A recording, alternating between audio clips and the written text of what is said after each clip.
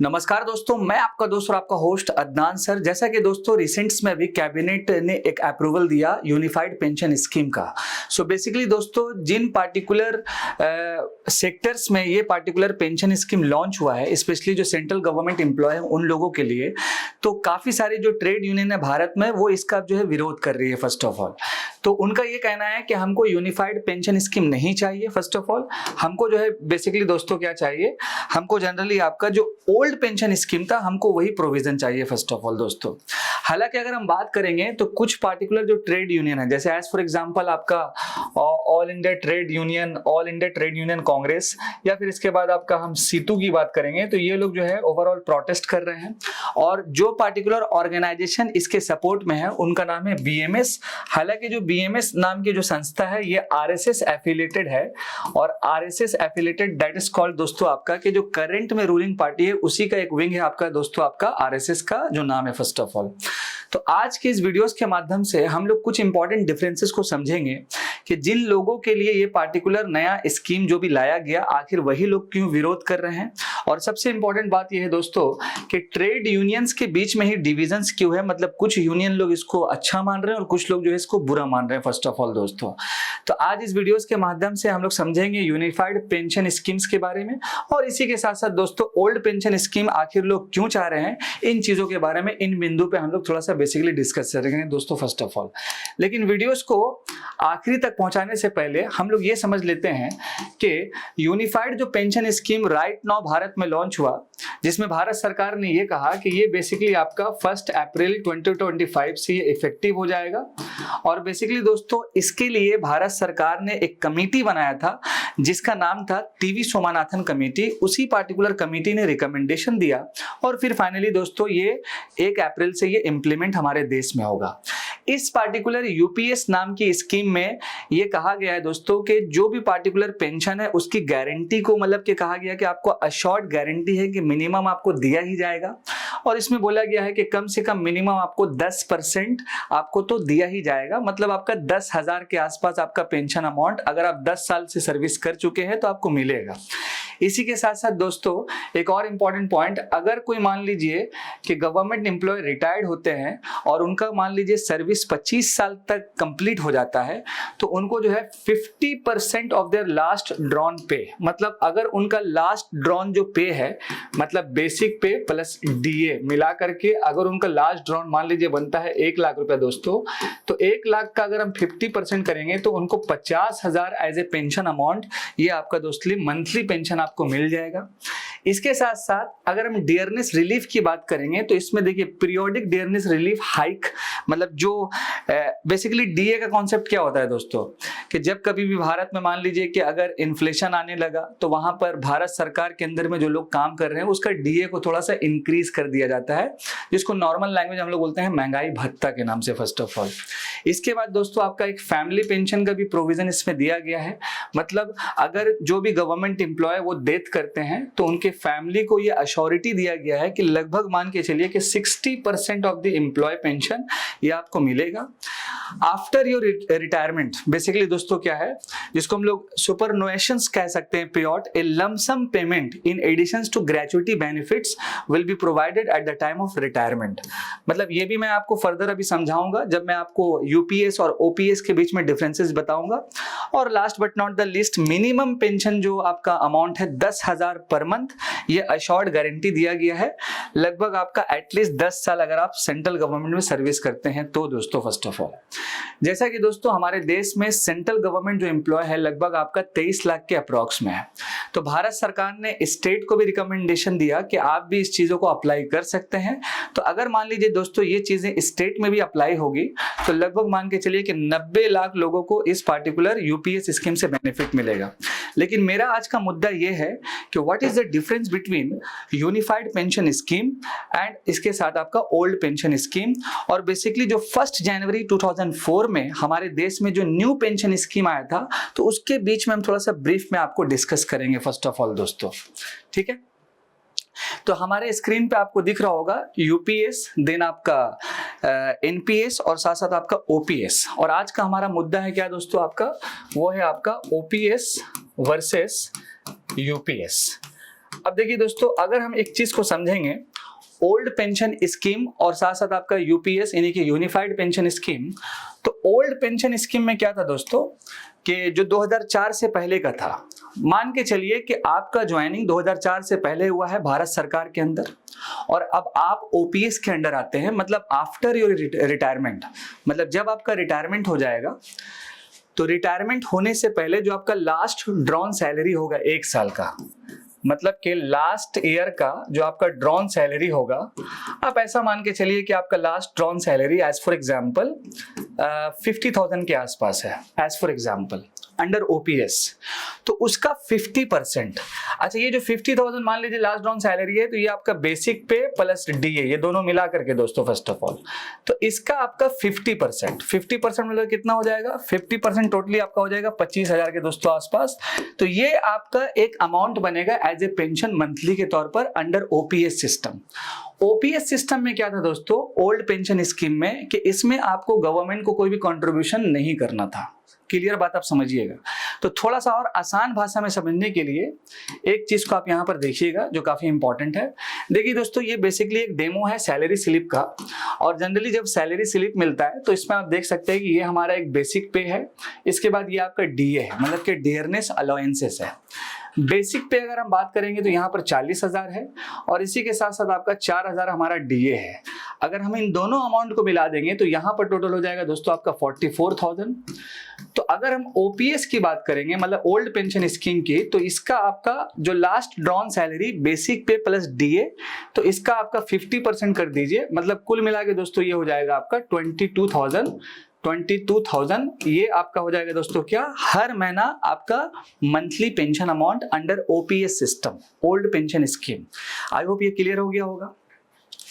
उसी के साथ साथ अगर हम यूपीएस सिस्टम की बात करेंगे, मतलब यूनिफाइड पेंशन स्कीम, जो रिसेंट्स में भी भारत सरकार ने लॉन्च किया है यूपीएस सिस्टम में।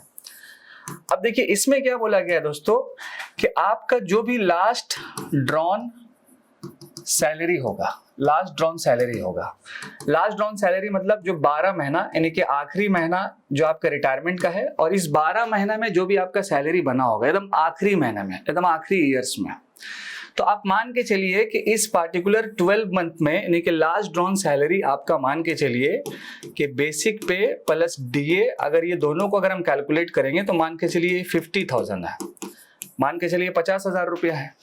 तो अब इसमें भी बोला गया है कि आपको 50% इसमें भी जो है अशोर्ड पेंशन आपको मिल जाएगा। चलिए दोनों तो कॉमन बात हो रहा है, लेकिन ओपीएस में एक छोटा सा मामला ये है कि जैसे मान के चलिए आप अंडर ओल्ड पेंशन स्कीम आप बिल्कुल जो है करीब में है रिटायरमेंट का, और मान के चलिए 4 महीना बचा है आपका रिटायरमेंट, और आपका सैलरी जो है बढ़ चुका है, मतलब पहले आपको सैलरी मिल रहा था मान लीजिए 60,000 रुपया, अभी सैलरी बढ़ करके आपका हो गया 70,000 रुपया।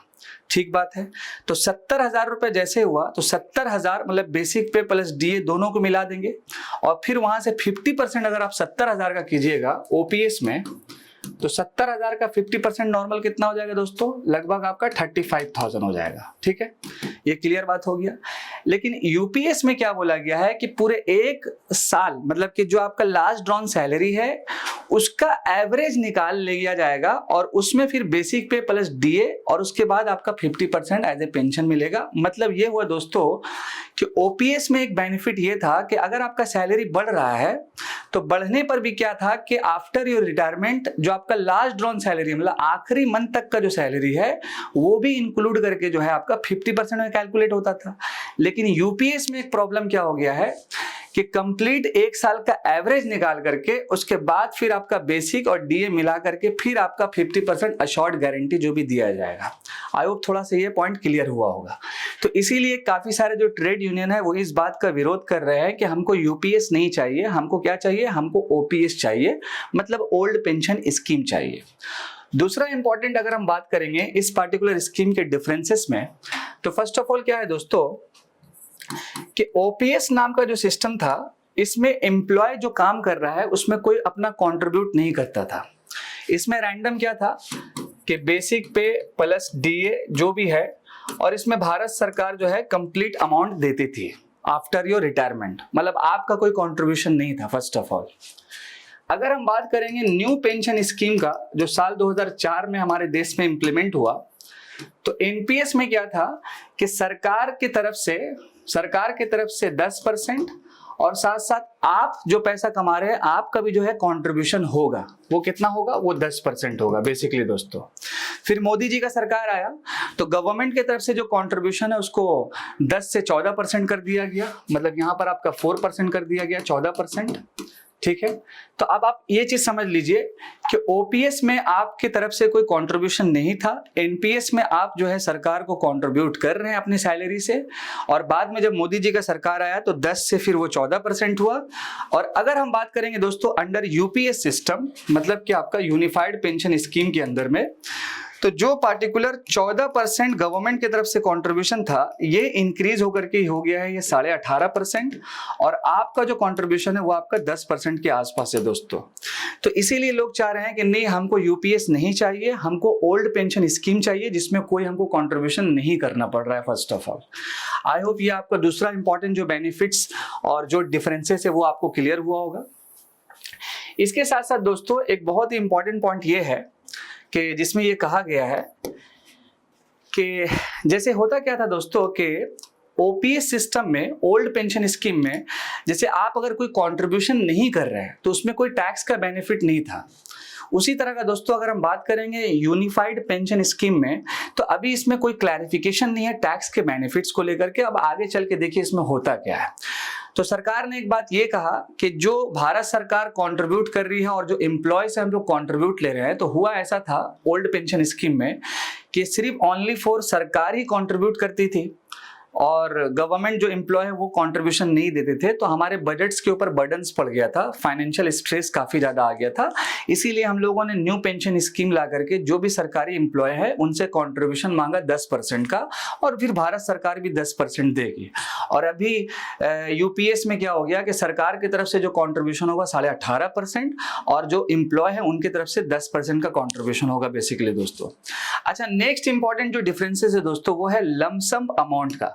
जैसे ओपीएस सिस्टम में क्या होता था दोस्तों कि मान लीजिए कि आपका रिटायरमेंट बिल्कुल होने वाला है, तो एक साल पहले आप अपने ऑर्गेनाइजेशन को बोलते थे कि मुझे 5 लाख रुपए का जरूरत पड़ेगा, जो मुझे आपको ये पैसा देना है वो आपका आफ्टर रिटायरमेंट मेरा जो हमारा पेंशन फंड है उसी से हमको 5 लाख रुपए मतलब कि मिलना चाहिए। तो पहले से एक साल पहले से इंफॉर्मेशन देना पड़ता था ऑर्गेनाइजेशन को फर्स्ट ऑफ ऑल। लेकिन यूपीएस सिस्टम में क्या होगा, यूनिफाइड पेंशन स्कीम में क्या होगा कि ऐसा कुछ आपको इंफॉर्मेशन जो है बिल्कुल नहीं देना होगा। Eight the time of retirement, आप रिटायरमेंट होने के बाद भी आराम से इस पे से ले सकते हैं फर्स्ट ऑफ ऑल दोस्तों। तो ये भी एक इंपॉर्टेंट जो है की डिफरेंसेस है इन दोनों के बीच में फर्स्ट ऑफ ऑल। इसी के साथ साथ दोस्तों अगर हम बात करेंगे तो यूनिफाइड पेंशन स्कीम में एक बात यह भी कहा गया है कि जो मिनिमम अश्योर्ड गारंटी है, जिसमें बोला गया है कि कम से कम 10,000 रुपए मिलेगा और मिनिमम आपका 10 साल सर्विसेज भी होगा तो आपको 10,000 लगभग आपको तो मिल ही जाएगा। तो यहाँ पर फिर बात उठ रहा है डिफेंस सेक्टर में जो काम कर रहे हैं उनके लिए क्या होगा, बिकॉज उनका सर्विस तो बहुत कम एज में खत्म हो जाता है। और हालांकि जो 50% का जो क्राइटेरिया बनाया गया है तो इसमें बोला गया है कि मिनिमम सर्विस आपको लगभग कितना देना चाहिए, 25 साल का सर्विस जो है होगा, तभी आपको आफ्टर रिटायरमेंट जो भी लास्ट ड्रॉन सैलरी है उसका एवरेज निकाल करके बेसिक और डीए को मिला करके आपको 50% जो भी मिल जाएगा। तो यहाँ पर एक इसमें भी विवाद है दोस्तों। इसके साथ साथ दोस्तों अगर हम बात करेंगे यूनिफाइड पेंशन स्कीम में एक और आखिरी बात कि जैसे मान लीजिए कि कोई पार्टिकुलर बंदा जो सेंट्रल गवर्नमेंट में काम कर रहा है और फाइनली उसका डेथ हो जाता है, तो उसकी फैमिली पेंशन मतलब उसके स्पाउस को या फिर फैमिली पेंशन के तौर पर उसको 60% इक्विवेलेंट आपको पेंशन अमाउंट मिल सकता है। तो ये यूपीएस में बात किया गया है। तो मोटे मोटे तौर पर लोगों का बस यही विरोध है कि जो पुराना ओल्ड पेंशन स्कीम था आप उसी को जो है हम लोगों को दे दीजिए फर्स्ट ऑफ ऑल। हालांकि गवर्नमेंट बोल रही है इट्स ए कॉम्पोजिशन, ये कॉम्पोजिशन है किसका, न्यू पेंशन स्कीम और ओपीएस का। लेकिन कई सारे जो विरोध कर रहे हैं लोग उनका यही कहना है कि जब ये कॉम्पोजिशन है तो एक काम कीजिए कि आप हमको ओपीएस ही दे दीजिए, मतलब ओल्ड पेंशन स्कीम दे दीजिए, बिकॉज यूपीएस से क्या होगा हमको नुकसान होगा यूनिफाइड पेंशन स्कीम से। एक नुकसान जो मैं लास्ट ये पॉइंट बता करके आपके सामने से अलविदा लूंगा वो ये है दोस्तों फर्स्ट ऑफ ऑल कि जैसे मैंने शुरू में भी बताया था कि अगर एक साल जो लास्ट ईयर आपका चल रहा है मान के चलिए तो 8 महीना आपका हो चुका है और 4 महीना जो बचा है आपके सर्विस का, वहां पर आपका सैलरी मान लीजिए इंक्रीज हो जाता है।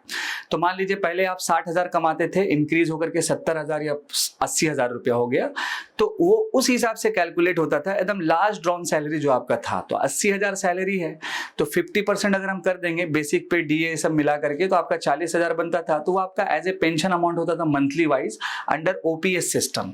एनपीएस में क्या प्रॉब्लम होगा, सॉरी यूपीएस में क्या प्रॉब्लम होगा दोस्तों, कि पूरे एक साल का एवरेज निकाल करके बेसिक प्लस डीए और फिर उस हिसाब से आपको पेमेंट मिलेगा। मतलब वहां पर जो इन्फ्लेशन का बेनिफिट है, मतलब जो आपको इंक्रीज हुआ सैलरी, वो बेनिफिट आपको यूपीएस के अंदर नहीं मिलेगा। इसका सबसे ज्यादा विरोध है। आई होप जो मेजर इंपॉर्टेंट डिफरेंसेस है अंडर यूपीएस और ओपीएस सिस्टम में मैं आपके साथ जो भी है उसको बिल्कुल बेसिक पॉइंट से साझा किया।